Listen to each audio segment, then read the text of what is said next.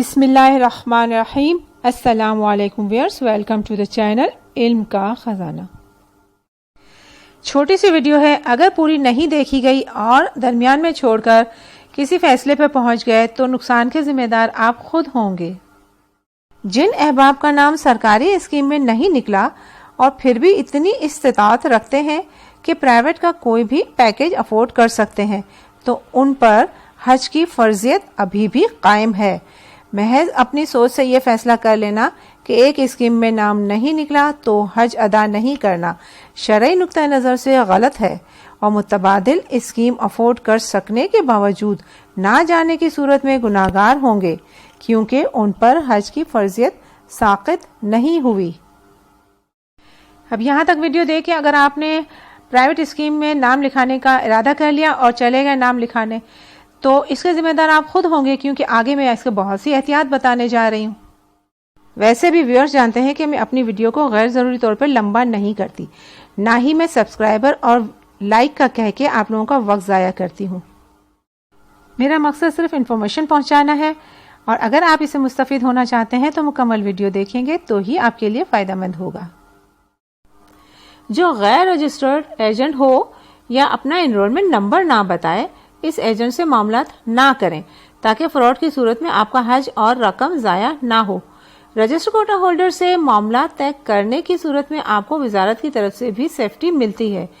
जब register Kota holder का enrolment number मिल जाए तो इसको वजारत से कंफर्म करने का भी बाकायदा तरीका मौजूद है।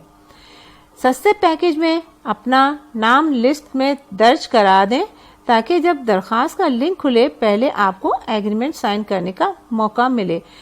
अपने डॉक्यूमेंट्स की कॉपी देकर रजिस्ट्रेशन पहले करा सकते हैं, ताकि मतलूबा पैकेज की दस्तयाबी कंफर्म हो जाए, और दरखास्त का लिंक एक्टिव होने के बाद एग्रीमेंट साइन करके कोटा होल्डर कंपनी के नाम बजरिया ड्राफ्ट रकम की अदायगी करें, ताकि रिकॉर्ड पे आ जाए और टूर ऑपरेटर्स आपको ले जाने का पाबंद हो। किसी दरमियानी एजेंट या नॉन कोटा होल्डर के नाम ड्राफ्ट या रकम हरगिज ना दें, वरना किसी फ्रॉड की सूरत में आप वजारत की मदद हासिल करने से महरूम हो जाएंगे। जबकि कोटा होल्डर कंपनी के नाम ड्राफ्ट और डायरेक्ट उसी के ऑफिस में बुकिंग से आपकी रकम और हज दोनों महफूज हो जाते हैं और वजारत की मदद भी आपको हासिल हो जाती है।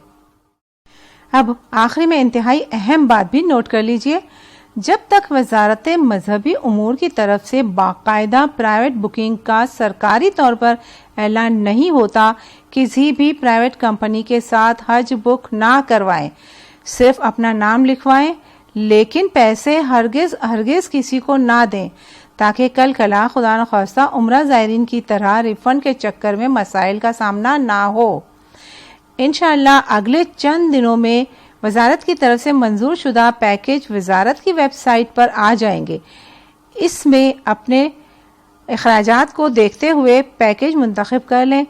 दूसरी बात, वजारत की जानिब से मंजूर शुदा पैकेज मुंतखब करने के बाद जब किसी भी प्राइवेट कंपनी को हज बुकिंग करने के लिए पैसे देने हों तो कंपनी के नाम पर दें, किसी भी बंदे के नाम पर हरगिज ना दें, क्योंकि प्राइवेट ऑपरेटर की कंपनी के अकाउंट की निगरानी वजारत हज करती है। मजीद ये कि इस कंपनी की तस्दीक भी जरूरी कर ली जाए, जिसके लिए उस कंपनी का एनरोलमेंट नंबर लिखकर 8331 पर SMS करेंगे तो आपको पूरी डिटेल मिल जाएगी, ऑफिस का एड्रेस भी मिल जाएगा और आपको फ़ोन नंबर भी मिल जाएंगे। आप तस्दीक कर सकते हैं और फिर उस कंपनी ही के नाम पर आपको ड्राफ्ट बनाना होगा, मगर अभी नहीं, जब हुकूमत की तरफ से वजारत की तरफ से ऐलान हो इसके बाद। वैसे भी मौजूदा हालात में बहुत सोच समझ के फैसला करना है। मजीद ये कि सऊदी हुकूमत की तरफ से जो मुतवक्को है कि अप्रैल के एंड तक फैसला हो जाएगा, इसके बाद ही प्राइवेट वालों को अपने पैसे जमा करवाने चाहिए। हमारी दुआएं आपके साथ है। इंशाअल्लाह रब ताला आपको अपना मेहमान ज़रूर बनाएगा। मुस्बित सोच के साथ पुरुमीद रहिए, मगर कठिन हालात के लिए तैयार भी रहिए। Be optimistic, hope for the best but be ready for the worst. Video देखने का बहुत बहुत शुक्रिया। जज़ाकल्लाह।